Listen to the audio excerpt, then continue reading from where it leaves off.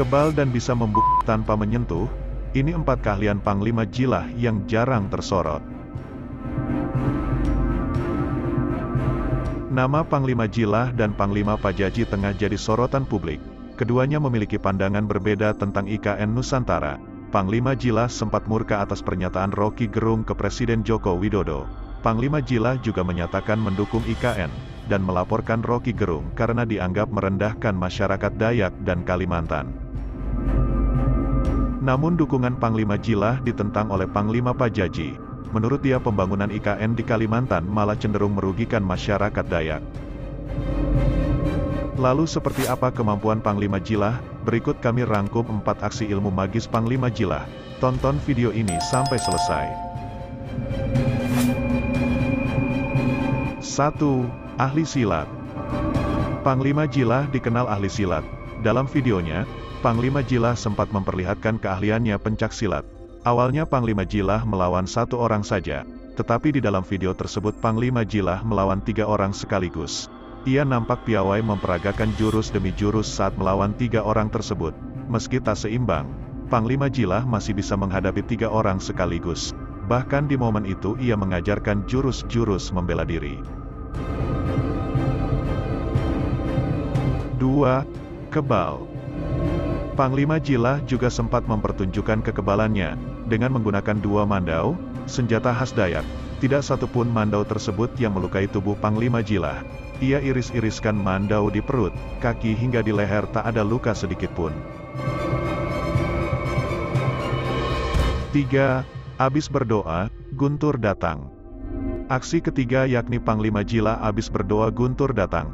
Dalam tayangan tersebut, Panglima Jilah nampak sedang berdoa dengan kepercayaannya. Namun siapa sangka, setelah aksi doanya tersebut Guntur bergemuruh. Momen tersebut disaksikan oleh banyak orang dalam suatu acara. 4. Membungkuk tanpa menyentuh. Aksi berikutnya, yakni, Panglima Jilah bisa membunuh tanpa menyentuh. Ia sempat memukul 5 orang tanpa menyentuh. Namun orang-orang tersebut langsung tumbang seketika. Kelima orang tersebut nampak merasa kesakitan, padahal ia dipukul tanpa bersentuhan fisik dengan Panglima Jilah. Bukan orang sembarangan. Perseteruan Panglima Jilah dan Panglima Pajaji berbuntut panjang. Sementara itu, sosok Panglima Jilah pun kini menjadi sorotan. Lantas siapakah Panglima Jilah sebenarnya? Panglima Jilah. Selain Panglima Pajaji, sosok Panglima Jilah juga ikut menjadi sorotan.